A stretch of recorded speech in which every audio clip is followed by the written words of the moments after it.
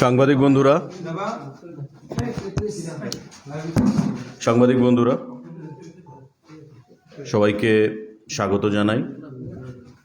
আজ এই সাংবাদিক বৈঠকে ভারতীয় জনতা পার্টির প্রদেশ কার্যালয় থেকে সকাল থেকেই রাজ্যের দুজন বিধায়কের ইস্তফাকে কেন্দ্র করে সাংবাদিক বন্ধুর থেকে আমাদের কাছে ফোন আসছিল রিঅ্যাকশনের জন্য।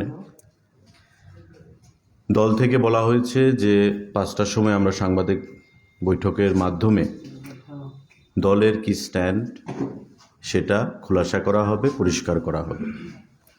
এবং সেই সুবাদেই আজকের এই সাংবাদিক বৈঠক। আজ সকালে যারা ভারতীয় জনতা পার্টির যে দুজন বিধায়ক ছিলেন, সম্মানিত সুদীপ রায় বর্মন এবং আশিস কুমার সাহা, আপনারা জানেন যে বিধানসভার স্পিকারের কাছে ওনারা পদত্যাগপত্র পেশ করেছেন এবং আগামী দিনে তাদের রাজনৈতিক রূপরেখা কী হবে চলার পথে সেটাও অলমোস্ট খোলাসা করেছেন। এবং দীর্ঘ অনেক দিন ধরেই রাজ্যের বিভিন্ন সংবাদপত্রের বন্ধুরা বিভিন্ন সংবাদপত্রে একটা কল্পনা যে কী হতে পারে তাদের স্ট্যান্ড, সেটা নিয়ে বিস্তারিতভাবে আপনারা আপনাদের সংবাদপত্রের মাধ্যমে প্রকাশ করেছেন, আপনাদের অভিমত ব্যক্ত করেছেন। এবং আজকে সেই জিনিসটাই আমরা দেখলাম যে এই দুজন বিধায়ক স্পিকারের কাছে তাদের যে রেজিগনেশন বিধায়ক পদ থেকে সেটা সাবমিট করেছেন। তো একটা জিনিস পরিষ্কার যে জল্পনা কল্পনার অবসান হয়েছে এবং ওনারা বলেছেন যে ওনারা দিল্লি যাচ্ছেন, দিল্লি থেকে ফিরে এসে নেক্সট কোর্স অফ অ্যাকশন ঠিক করবেন, আপনাদেরকে জানিয়ে দেবেন। এখানে আমার সঙ্গে দলের তরফ থেকে নবেন্দুবাবুও রয়েছেন, উনিও ওনার অভিমত ব্যক্ত করবেন। আমি রাজ্য সরকারের মন্ত্রী হিসাবে সরকারি দিক থেকে কথা বলছি, দলীয় অফিস থেকে বসে, এবং উনি দল থেকে বলবেন। যে জিনিসটা আমরা তীব্র ভাষায় বিরোধিতা করছি এবং নিন্দা জানাচ্ছি, সুদীপবাবু এবং আশিসবাবু ওনাদের বক্তব্যে রেজিগনেশনের পর বলেছেন যে very shortly this government will be rendered two minority, অর্থাৎ খুব শীঘ্রই এই সরকারটাকে মাইনরিটি করে ফেলা হবে, মানে সরকারটা ফেলে দেওয়া হবে। আমাদের এখন মেজরিটি রয়েছে, জনগণের দ্বারা নির্বাচিত প্রতিষ্ঠিত সরকার 2018 সালে নির্বাচিত হয়েছে। 25 বছরের কালো দিন, কালো অধ্যায় যেটা বামফ্রন্টের শাসনে রচিত হয়েছিল, তার থেকে মুক্তি দিয়েছে ভারতীয় জনতা পার্টি, নরেন্দ্র মোদী, অমিত শাহ, আমাদের মাননীয় মুখ্যমন্ত্রীকে সামনে রেখে। এবং সেই 18 সালে মুক্তির পর সুদীপবাবু মন্ত্রিসভায় গুরুত্বপূর্ণ দপ্তরের মন্ত্রী হিসেবে স্থান করে নিয়েছিলেন, দল থেকে তাকে সেই সুযোগ দেওয়া হয়েছিল। এখন উনি বলছেন যে সরকারটাকে ফেলে দেওয়া হবে, this government will be rendered two minority government. তো একটা জিনিস পরিষ্কার যে উপরে মানুষের কথা বললেও সরকার ফেলে দেওয়াই হচ্ছে তাদের আসল উদ্দেশ্য, আসল লক্ষ্য। যে জিনিসটা আমরা তীব্র ভাষায় নিন্দা জানাই এবং বিরোধিতা করছি। বর্তমানে সরকার বা সরকারের কাছে কোনো ঝুঁকি নেই, উই আর কমফোর্টেবল। দুজনের রেজিগনেশনে সরকার পড়ে যাবে বা আগামী দিনে যদি কোনো ধরনের ডেভেলপমেন্ট ঘটে, ওনারা যেটা বলতে চাইছেন তাতে সরকার পড়ে যাবে, সেই জিনিসটা কোনো দিনই সম্ভব হবে না। আমি একটু আগে থেকে বলতে চাইব, উনি বলছিলেন যে দমবন্ধকর পরিস্থিতি ছিল, দমবন্ধকর পরিস্থিতি থেকে উনি রেজিগনেশন দিয়ে অনেকটা রিলিফ বোধ করছেন, মুক্ত বোধ করছেন নিজেকে।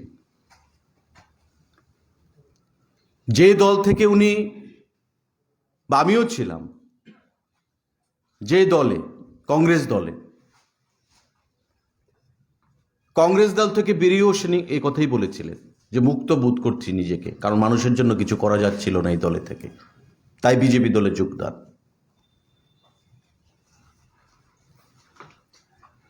দিল্লিতে দোস্তি কংগ্রেস এবং সিপিআইএম, সারা দেশে দোস্তি, পশ্চিমবাংলায় দোস্তি, বিধানসভা নির্বাচনে জোট বেঁধে লড়াই, মণিপুরে কংগ্রেস কমিউনিস্ট জোট বেঁধে লড়াই, আমাদের রাজ্যে কুস্তি। সেই জিনিসটা বিগত 25 বছর আমাদের রাজ্যকে কমিউনিস্টের হাতে উপঢৌকন হিসেবে তুলে দিয়েছিল। সেখান থেকে বেরিয়ে এসে যে জিনিসটা কংগ্রেস বিগত 25 বছরে করতে পারেনি, বিরোধী দলে থেকে আমরা করতে পারছিলাম না, সেখান থেকে বিজেপি আমাদেরকে মুক্ত করেছে। সেদিন যখন কংগ্রেস থেকে ওনারা বেরিয়ে গেলেন, আমরা সহ, তখন কংগ্রেসটা খারাপ ছিল। কংগ্রেস দিয়ে ত্রিপুরার মানুষের কল্যাণ সম্ভব হবে না।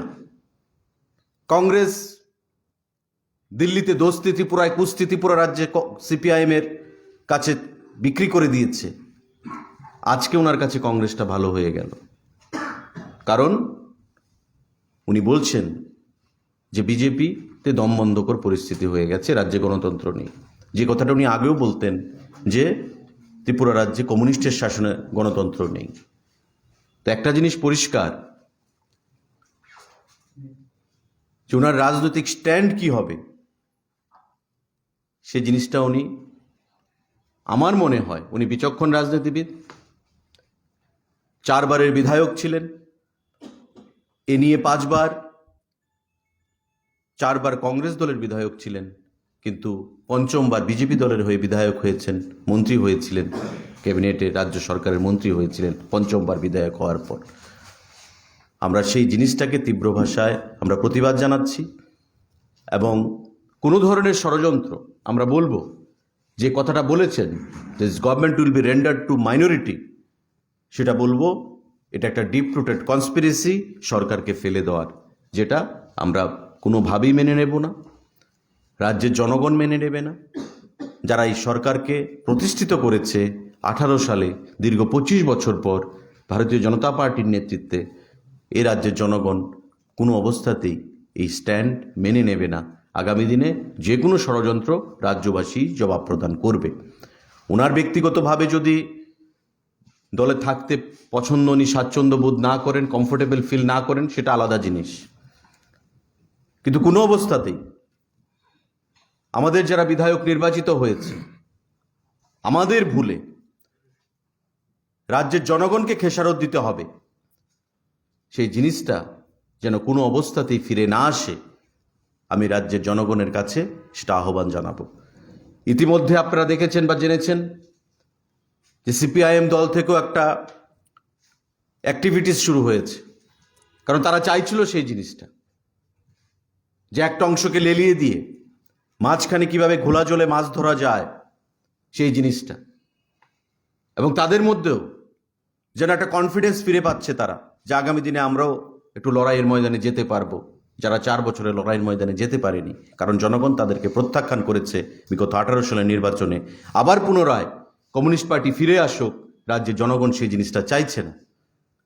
আজকে ঘোলা জলে মাছ ধরার যে একটা প্রয়াস, বা বাঁকা পথে কমিউনিস্টের হাতে সরকার তুলে দেওয়ার যে একটা প্রয়াস, সেই জিনিসটা মানুষ উপলব্ধি করতে পারে, এবং আমরা আহ্বান জানাবো মানুষের কাছে যে কোনো মূল্যে রাজ্যের এই সরকারকে রক্ষা করতে হবে, এবং আগামী দিনে আমাদের 18 সালে যে পরিবর্তন হয়েছিল, 25 বছর সহ্য করা গেল, 3 বছর সহ্য করা যাচ্ছে না, 4 বছর সহ্য করা যাচ্ছে না।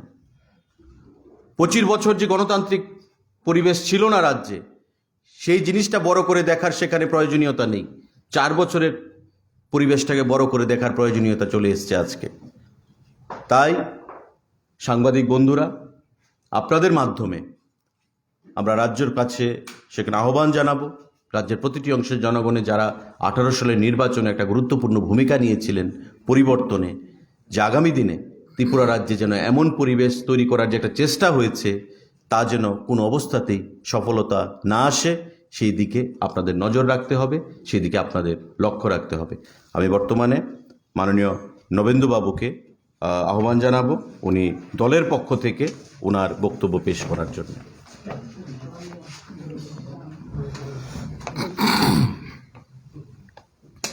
নমস্কার সাংবাদিক বন্ধুরা, আমার মনে আছে ইতিপূর্বে আপনারা বিভিন্ন সময় আমাকে প্রশ্ন করেছিলেন সাংবাদিক সম্মেলনে এই সমস্ত চিঠিপত্র দেওয়া নিয়ে। তখন আমি পার্টির অবস্থানটা স্পষ্ট করেছিলাম, তখনও বলেছিলাম তারা যদি যেতে চান, পুনরায় নির্বাচনে যেতে চান, যেতে পারেন, তাহলে বোঝা যাবে মানুষ কাদের সঙ্গে আছে। এরপর থেকে বিভিন্ন সময় পার্টির যে দৈনন্দিন প্রক্রিয়া আছে, তাছাড়াও নির্বাচনী প্রক্রিয়ার সময়ও বিভিন্ন ধরনের দলবিরোধী কার্যকলাপের অভিযোগ এসেছিল, কিন্তু ভারতীয় জনতা পার্টির নেতৃত্ব বারংবার সেই সুযোগ দিয়ে এসছে যাতে নিজেদের সংশোধন করতে পারেন। লোকসভার নির্বাচন আপনারা সবাই জানেন অবস্থানটা কি ছিল, সাংবাদিকরা জানেন, পাশাপাশি এই রাজ্যের মানুষও জানেন। তার পরবর্তী সময় অন্যান্য নির্বাচনগুলিতেও এবং সর্বশেষ নগরস্তরীয় যে নির্বাচন, সেখানে তাদের ভূমিকা কি ছিল সেগুলো আপনারাও জানেন, রাজ্যের মানুষ জানেন। এত সবের পরেও আমাদের পার্টির নেতৃত্ব তাদের সুযোগ দিয়েছেন বারংবার, কিন্তু তারা সেই সুযোগ নিতে চাননি এবং সর্বশেষে তারা সিদ্ধান্তটা নিলেন। এখন আমাদের মন্ত্রীমশাই বললেন আপনাদের বিস্তারিত।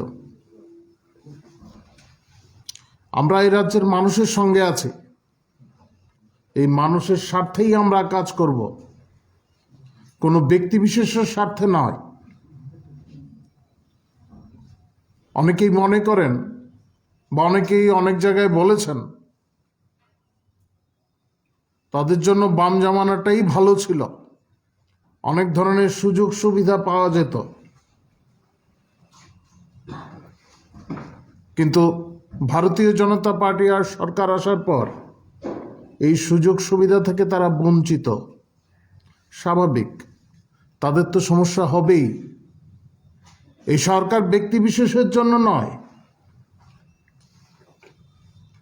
রাজ্যের প্রত্যেকটি মানুষের জন্য এই সরকার, এবং মানুষের ভোটে এই সরকার প্রতিষ্ঠিত হয়েছে। আপনারা জানেন আমাদের মাননীয় মুখ্যমন্ত্রী বিপ্লব কুমার দেব প্রকাশ্য সভায়ও কথাটা বলেছেন, রাজ্যের মানুষ এই সরকারকে প্রতিষ্ঠিত করেছে এবং মানুষের কাছে এই সরকার দায়বদ্ধ। পার্টিও তাই মনে করে।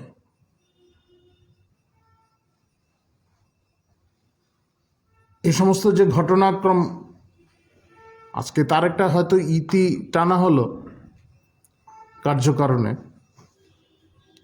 ইতিপূর্বেও যে সমস্ত ঘটনাগুলি ঘটছিল সে সম্পর্কে রাজ্যের মানুষ কিছুই বোঝেন না এমনটা কিন্তু নয়। যারা ভাবছেন রাজ্যের মানুষ বোঝেন না, সেখানেই হয়তো তারা ভুল করছেন। গ্রামের মানুষ আগরতলা ছাড়াও রাজ্যের বিভিন্ন অংশের মানুষ। এই বিষয়ে তাদের স্পষ্ট ধারণা আছে। কারা কবে কোথা থেকে দলবদল করেছেন এবং দলবদলের সময় সেই দল সম্পর্কে তারা কি উক্তি করেছেন এবং তাদের কি ধরনের কার্যকলাপ ছিল, হয়তো আপনাদের কাছে ছবিও থাকবে। কংগ্রেস ভবনটার কি দশা হয়েছিল, এখন মানে যদ্দূর শোনা যাচ্ছে সেই অনুযায়ী বলছি আমি, এখন কংগ্রেস দলের নেতারা বুঝবেন, সেটা আমাদের বিষয় নয়। এখন পরিত্রাণ পাওয়ার জায়গাটা কোনটা এটা তারাই ঠিক করবেন। ভারতীয় জনতা পার্টি ইতিপূর্বেও যে অবস্থানে ছিল সেই অবস্থানে অনড়ই আছে। এই রাজ্যের মানুষের জন্য কাজ করতে হবে, কোনো ব্যক্তিবিশেষের স্বার্থে নয়, এবং সেই লক্ষ্যেই এগিয়ে চলবে। আমাদের মাননীয় মুখ্যমন্ত্রী বিপ্লব কুমার দেবের নেতৃত্বে এই রাজ্যে এক নতুন যুগের সৃষ্টি হয়েছে। মানিকবাবু আজকে দেখলাম বিভিন্ন টিভি চ্যানেলের বলছেন মাঠে নামতে হবে, এই করতে হবে, সেই করতে হবে, এই কথাগুলি বলছিলেন। পশ্চিমবঙ্গেও জোট হয়েছে, কোথাও ছায়াজোট হয়েছে, এই রাজ্যও হয়েছে, ছায়াজোটই ছিল।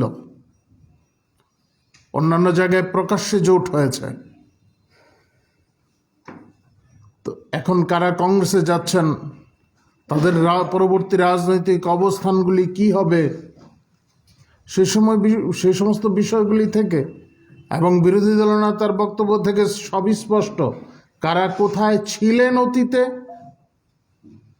বর্তমানে কেন অস্বস্তিতে আছেন এবং ভবিষ্যতে তাদের গন্তব্যস্থল কি হবে। যাই হোক, আমরা পূর্বের মতোই মানুষের স্বার্থেই কাজ করব। আমি বারংবার এই কথাটাই বলে যাচ্ছি। পার্টির তরফে আমরা সেবা কাজ করি, সেবাই সংগঠন আমরা মনে করি, আর সরকারও সেই দর্শনকে ভিত্তি করে, অন্তর্দয়ের দর্শনকে ভিত্তি করে সরকার পরিচালনা করছে এবং করে যাবে। এবং রাজ্যের মানুষ এই সরকারের পাশে রয়েছেন, আগামী দিনেও থাকবেন। আপনাদের তরফ থেকে কোনো বিষয় যদি জিজ্ঞাসা থাকে আপনারা জিজ্ঞাসা করতে পারেন। সুশান্তবাবুর কাছে সরাসরি প্রশ্ন, আজকের এই সাংবাদিক সম্মেলনের জন্য কি আপনি প্রত্যাশিত বা প্রত্যাশা মতো আজকে বসেছেন, যে এমন একটি সাংবাদিক সম্মেলনে আপনাকে বসতে হবে? প্রথম প্রশ্ন। দ্বিতীয়, দুজনের উদ্দেশ্যে প্রশ্ন, তারা দুজনের এই ইস্তফা দেওয়ার বিষয়টি বিজেপির দলে প্রভাব করবে কি? আপনার প্রথম প্রশ্ন, সেটা আমি কোনো উত্তর দিতে চাইবো না, কারণ it's not a political question. প্রত্যাশিত অপ্রত্যাশিত বলতে কিছু নেই। আমি দল করি, দল যখন যা দায়িত্ব দেবে, ডিউটি দেবে, সে দায়িত্ব ডিউটি আমরা পালন করব, নাম্বার ওয়ান। নাম্বার টু, দলে প্রভাব পড়বে কি না, আমি আমার আলোচনার শুরুতেই আমি বলেছি যে যেটা বলেছেন যে this government will be rendered two minority. এই যে প্রচেষ্টা, এই প্রচেষ্টা কখনোই বাস্তবে রূপ নেবে না। We are comfortable. We have got comfortable majority. Our Chief Minister enjoys the popularity or enjoys the support from most of the or all the MLAs, or member of Legislative Assembly. তো এই যে attempt, প্রচেষ্টা, সেই প্রচেষ্টা কখনোই সফল হবে না, এটা আমার দৃঢ় বিশ্বাস। সুতরাং আমি আশা করব যে আপনার নিশ্চয়ই দুটো উত্তর আপনি পেয়ে গেছেন। সাংবিধানিক কিংবা সাংগঠনিক কোনো ধরনের সংকট সৃষ্টি করার চেষ্টাও সফল হবে না। আপনাদের বিষয়টা স্পষ্ট করে দিলাম যে সাংবিধানিক কিংবা সাংগঠনিক কোনো চেষ্টা কারোর তরফ থেকে হলো সেই চেষ্টা সফল হবে না। আজকের পর শহরে একটা চর্চা শুরু হয়েছে রাজনৈতিক মহলে, বিশেষ করে নির্বাচনে এগিয়ে আসার সম্ভাবনা এই বিষয়ে আপনার কি প্রতিক্রিয়া বা আপনাদের কি বক্তব্য? এটা টু আর্লি আমাদের আরো 1 বছর যেতে হবে, অনেক কাজ করার বাকি রয়েছে। না সেটা এখনো আলোচনার স্থান পায়নি, পাবারও বিষয় নয়, কারণ আমাদের নির্বাচন 2023 সালের ফেব্রুয়ারি মাসে ডিউ। আজকে 1 ফেব্রুয়ারি মাস 2022, দ্যাট মিনস আমাদের আরো 1 বছর সময় রয়েছে। আর কিন্তু অধ্যক্ষ প্রশ্ন করা হয়েছে, অধ্যক্ষ তো এইভাবে জবাব দেয়নি। উনি বলেছেন সেটা নির্বাচন কমিশন চিন্তা করবে। নিশ্চয়ই নির্বাচন কমিশন চিন্তা করবে। অধ্যক্ষের ভাষা আমাদের পার্টি অফিসে বলে আমরা যে সাংবাদিক বৈঠক করছি, সেটা আমার মনে হয় যদি আপনারা ক্লাব করেন তবে এটা ভুল হবে। অধ্যক্ষ সেখানে স্পিকার হিসেবে সাংবিধানিক পদে বসে ত্রিপুরা লেজিসলেটিভ অ্যাসেম্বলির কাছে ওরা রেজিগনেশন দিয়েছে, তো স্বাভাবিকভাবেই সেই দৃষ্টিতে উনি কথা বলেছেন। আর নির্বাচন কখন হবে না হবে, রাজ্য সরকারের থেকে আপনি জানেন নির্বাচন করতে গেলে বিধানসভাকে ডিসলভ করতে হবে, তারপর প্রস্তাব পাঠাতে হবে ইলেকশন কমিশন অফ ইন্ডিয়ার কাছে। এখনো সেই পরিবেশ আসেনি ত্রিপুরা রাজ্যে, আমাদের আরো কাজের মধ্যে রয়েছি। আমাদের মাননীয় মুখ্যমন্ত্রী প্রায় সময় বলেন বা আমরাও বলি যে আমাদের যে প্রতিশ্রুতিগুলো সেগুলো আমরা পূরণ করে, আমাদের সামনে বাজেট রয়েছে, তার মধ্যেও সেটা প্রতিফলিত হবে। আমরা কাজ করব, সঠিক সময়ে সঠিক সিদ্ধান্ত নেওয়া হবে। আপনার কথা সঠিক সময় নির্বাচন হবে, সঠিক সময় হবে। 2023 সালে এমন কোনো থ্রেট পরিবেশ তৈরি হয়নি এখন পর্যন্ত যে নির্বাচন এগিয়ে আনতে হবে। মানে আপনি তো নিজে তো বললেন যে 2023 সালে নির্বাচন হওয়ার কোনো সম্ভাবনাই নেই। না এখন পর্যন্ত বলছি, নোবডি হ্যাজ সিন টুমরো। কালকে কি হবে আপনি কি করে বলবেন? Anything, anybody? চলো, থ্যাংক ইউ।